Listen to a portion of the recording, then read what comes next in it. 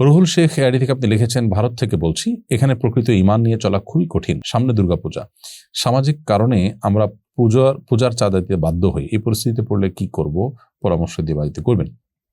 ভাই রুহুল শেখ, যদি আপনাকে পুজোর চাঁদা দিতে বাধ্য করা হয়, না হলে আপনি নির্যাতিত হতে পারেন এরকম আশঙ্কা থাকে, তাহলে সেটি আপনার জন্য জায়েজ আছে।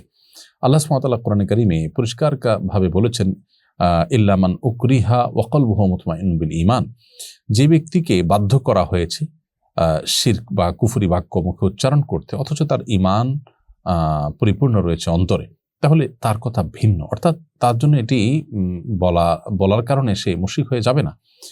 অতএব আপনি যেখানে আছেন সেখানে আমরা জানি নানা প্রতিকূলতা রয়েছে। সামান্য আপনার গরুর গোশত ফ্রিজে আছে, ব্যাগে আছে, এই অজুহাতে, অনেক সময় মিথ্যা অজুহাতে মুসলমানদেরকে পিটিয়ে মেরে ফেলা হচ্ছে। সেখানে অহরহ এই ধরনের ঘটনাগুলো আমরা শুনতে পাচ্ছি। এই জায়গা থেকে আমরা আপনাকে বলবো যে আপনি অবশ্যই যদি নিরুপায় হন এবং জুলুমের শিকার হবেন বলে আশঙ্কা করেন, তাহলে আপনি পুজোর চাঁদা দিলে আল্লাহর কাছে আপনি গুনাহগার হবেন না। কারণ আপনি এই পুজো করা বা শিরক করা, এটাতে আপনি সন্তুষ্ট নন বা এটাকে আপনি মেনে নেননি, বরং আপনি একটা পরিস্থিতির শিকার হয়েছেন। সো এটা জায়েজ আছে। এমডি মুস্তাফিজুর রহমান লিখেছেন, তেলাওয়াতের সেজদার বিধান কি? যদি সেজদা না করা হয় তাহলে কি গুনাহ হবে? ভাই মুস্তাফিজুর রহমান, তেলাওয়াতে সেজদা দেওয়া ওয়াজিব। আপনি কোরআনে কারিমের সেজদার যে আয়াতগুলোতে সেজদা বিষয়ক নির্দেশনা রয়েছে এবং তার পাশে সেজদা লেখা আছে, এগুলো তেলাওয়াত করলে আপনাকে সেজদা দিতে হবে। আর সেজদা যদি আপনি না করেন, যেহেতু ওয়াজিব, অতএব ওয়াজিব তরকের গুনাহ হবে। নেক ভালো কাজ করেছি কিন্তু ইখলাসের সাথে করিনি, এখন যদি তওবা করি তাহলে ওই কাজগুলো কি ইখলাসের সাথে করার সমপরিমাণ সওয়াব পাওয়া যাবে? যে সমস্ত কাজ আপনি আল্লাহর সন্তুষ্টির আশায় করেননি। আমরা অনেক ভালো কাজ করি কিন্তু আসলে সওয়াবের আশা করি না। অনেক মুসলমান আছেন যে ভালো লাগে তাই ভালো কাজ করি, বা মানুষের উপকার করাটা এটা আমার একটা হবি, সেই জায়গা থেকে করি।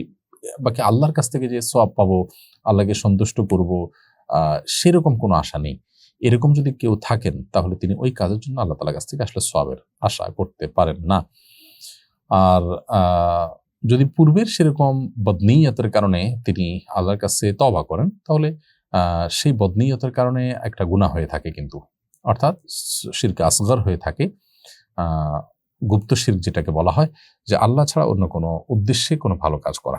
সো আল্লাহ সন্তুষ্টি ছাড়া অন্য কোনো উদ্দেশ্যে যদি আপনি ভালো কাজ করেন, একটা গুপ্ত শিরকের গুনাহে লিপ্ত হলেন, সেটা থেকে আপনি তওবা করেছেন, লজ্জিত অনুতপ্ত হয়ে, জানতেন না এখন জেনেছেন, আল্লাহর কাছে মাফ চেয়েছেন, আশা করা যায় আল্লাহ তাআলা সেটা মাফ করে দিবেন। তবে সওয়াবের বিষয় হলো যে পরবর্তীতে আপনি যখন এরকম ফ্রেশ নিয়তে, আল্লাহকে খুশি করার নিয়তে, আল্লাহর কাছে সওয়াব প্রাপ্তির আশায় কোনো ভালো কাজ করবেন, তখন আপনি আল্লাহর কাছ থেকে তার বিনিময়ে সওয়াব পাবেন ইনশাআল্লাহ তাআলা।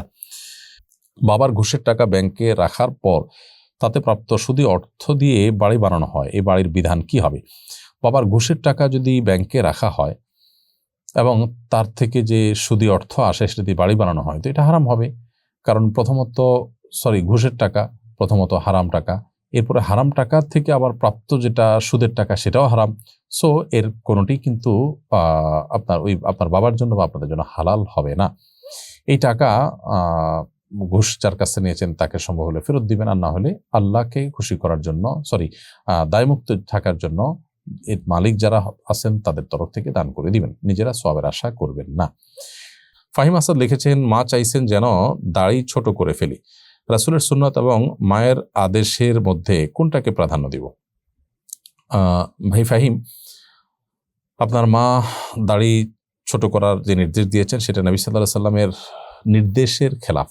এখানে রাসূলুল্লাহ সাল্লাল্লাহু আলাইহি ওয়াসাল্লাম শুধু সুন্নতের ব্যাপার না, ওয়াজিবের ব্যাপার। দাড়ি রেখেছেন তিনি সেই অর্থে সুন্নাত, কিন্তু দাড়ি রাখার নির্দেশ নবী সাল্লাল্লাহু আলাইহি ওয়াসাল্লাম করেছেন সেই অর্থে এটি ওয়াজিব। সো এই ওয়াজিব তরক করার ব্যাপারে মা বললেও মার সেই কথা শোনা যাবে না, কিন্তু মাকে বিনয়ের সাথে নিজের অপারগতার কারণটা ব্যাখ্যা করতে হবে, সীমাবদ্ধতার কথা জানাতে হবে, মাকে ভালোবাসেন সেটা জানাতে হবে, বেয়াদবি করা যাবে না। কারণ লা তাআতা লি মাখলুকিন ফি মাসিয়াতিল খালিক, আল্লাহর অবাধ্য হয়ে পৃথিবীতে কোনো মানুষের বাধ্যগত হওয়া বা কথা শোনা যাবে না। এজন্য এই বিষয়গুলোতে আমাদের সর্বোচ্চ সতর্ক এবং সাবধান থাকতে হবে।